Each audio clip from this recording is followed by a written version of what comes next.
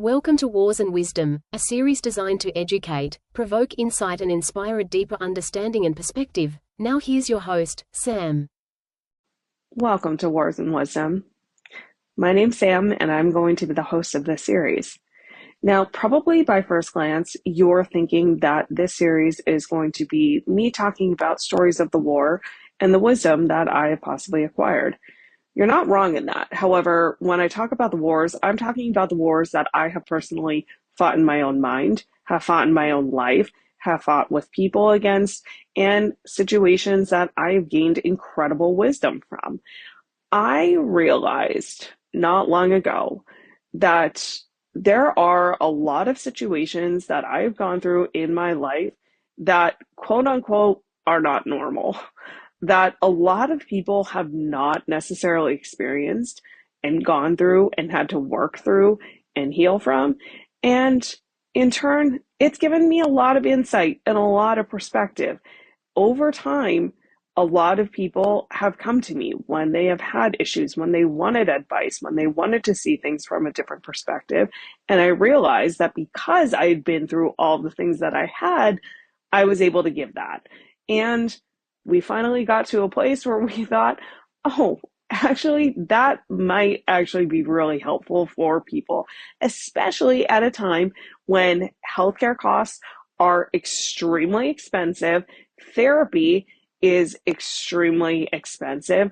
A lot of people are turning to AI. A lot of people are turning to holistic therapies. A lot of people are turning to a lot of different modalities because they want answers and insight and they want to gain perspective and knowledge, but everything is expensive AF right now. So I totally get it. So I am here to create a series that talks about the wisdom and insight and knowledge I have acquired from walking through the fires of my own personal life and journey, and to come out on the other side to share them with you, because I truly feel like that is one of the main reasons why I went through all of the destruction that has happened in my life, so that I can give those insights and perspectives to people who either may go through it, are going through it, or who may be able to help somebody that is going through it.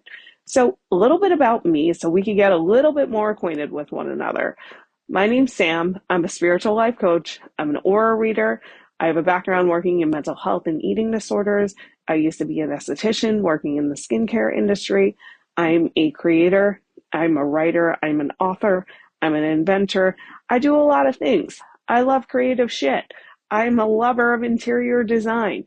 I love animals. Few fun facts about me when I was a little kid. I used to love Gushers. They were one of my favorite snacks. I used to love to collect Pogs, Beanie Babies, Hanson, Spice Girls, watching Sabrina the Teenage Witch, the Doodle Bear, one of my favorite toys as a kid. I also, too, loved Mary-Kate and Ashley. They were my go-to when I needed to solve crimes as a kid. I don't watch these true crime shows. When I was a kid, I was way ahead of the game. I was watching true crime with Mary-Kate and Ashley. That is the length of my true crime that it goes. So, without further ado,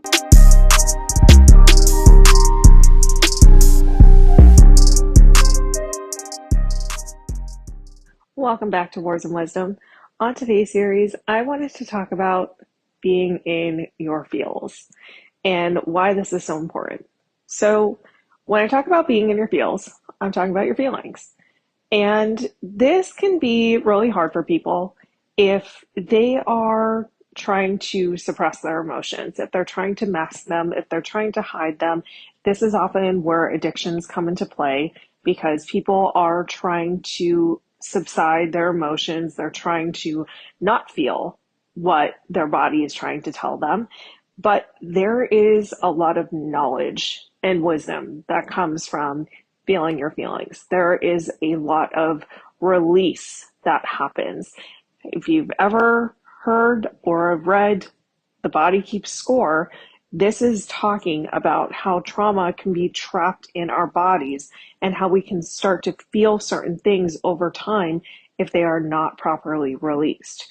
So why would people push down their emotions for their entire life? Well, it could be a multitude of reasons.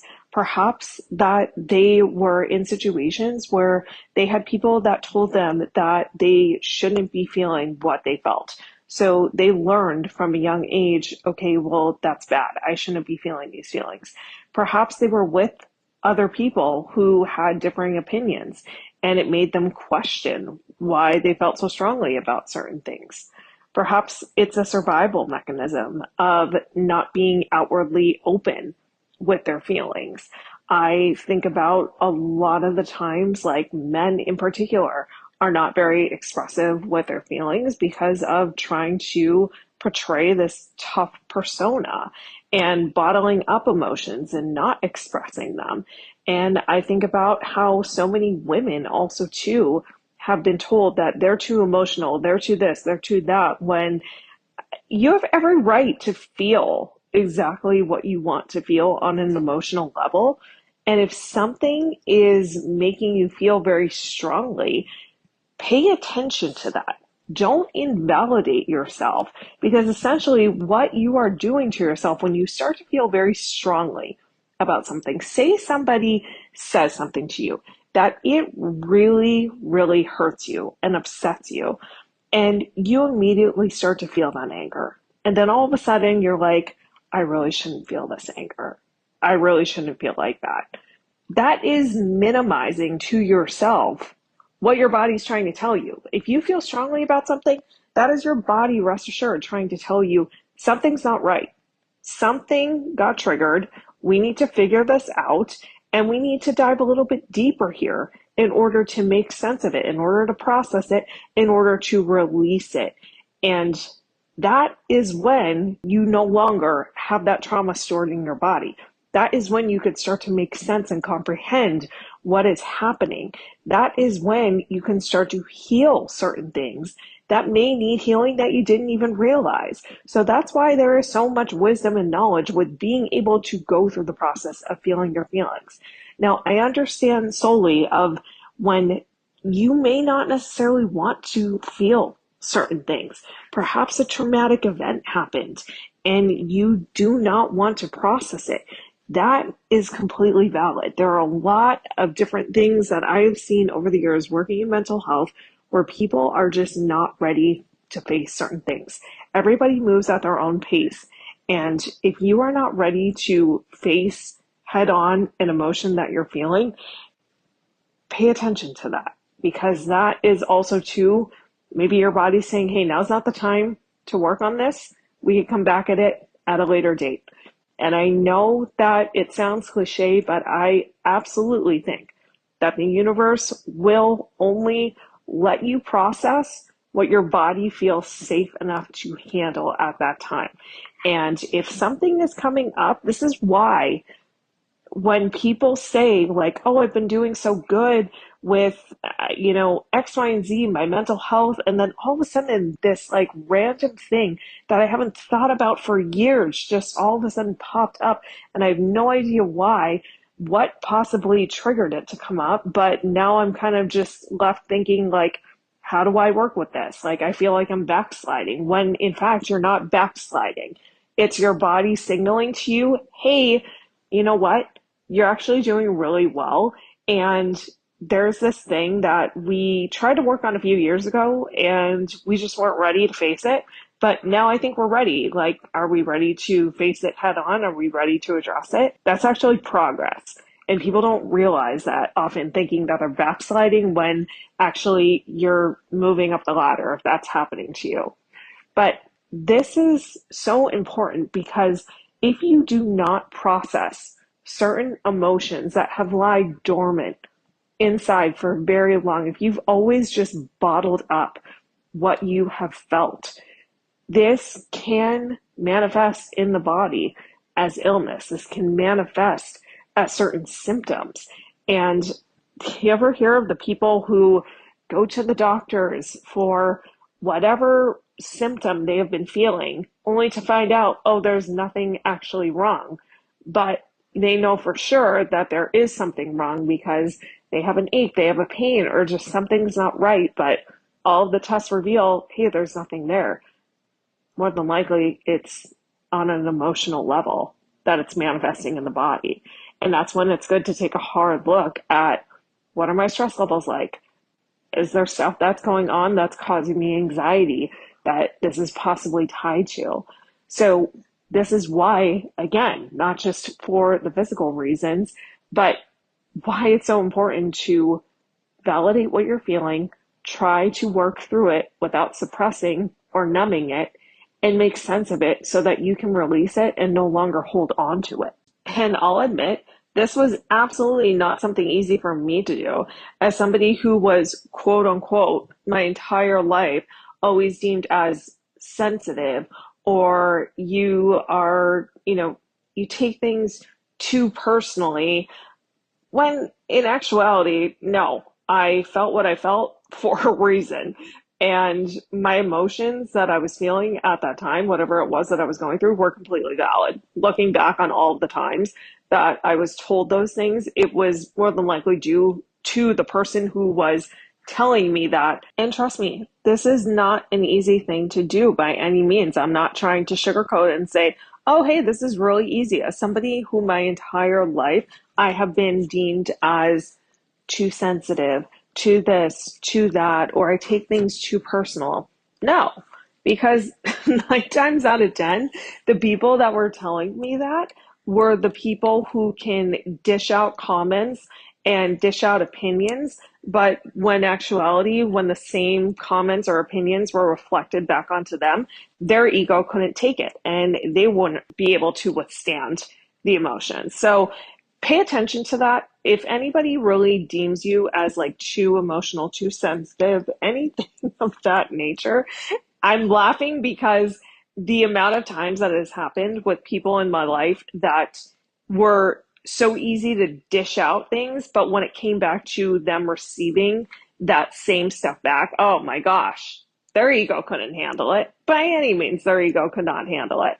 So really take a hard look at who it is in your life that is possibly, putting you in that category, putting you in that box. Would they be able to take the same criticism? Money is on no, 100%. But this is something that by all means is going to completely change the trajectory of how you start to look at your emotions.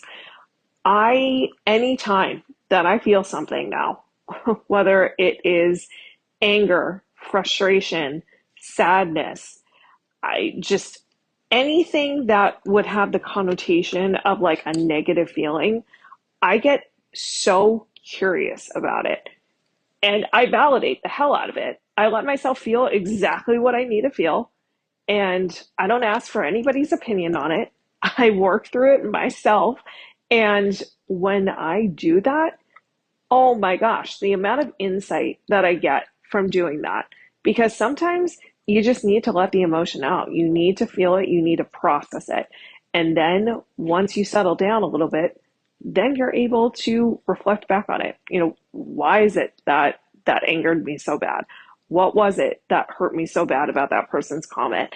And when you start to do that, when you start to get curious about the emotions rather than pushing them aside and making it feel like, oh, you shouldn't feel X, Y, and Z because somebody else feels that you should not feel that. That's validating them, not yourself. You do realize that. And I hate to say it, but everybody processes emotions differently. Everybody thinks about things differently. So you need to start looking at that as you're going to feel what you're going to feel. And you should validate yourself for that. You should not push it down. You should express it. You should release it and then start to get curious about it. Trust me, it will be a game changer for you. And like I said, if the emotion seems too hard and heavy, certainly, listen to your body in that sense. Your intuition will tell you if something feels too heavy to process at the moment, or if it's something that you need to come back to. And rest assured, it will come back at a later date when your body feels ready enough to process it and work through it. But the entire goal of this episode was to tell you to stop pushing down your feelings. Stop feeling like you shouldn't feel certain things because of other people's opinions. Feel everything that you need to feel validate yourself with it, and then take the time to try and understand why you felt that way without the opinion of anybody else. Because again, it's your feelings, it's whatever you want to make sense of, and it's going to be different across the board for everybody. But I hope this episode helped. I hope that you can start to lean in to a little bit more of the shadow side emotions when they pop up for you and really get more curious about them. Thank you for supporting this. Stay tuned for our next one.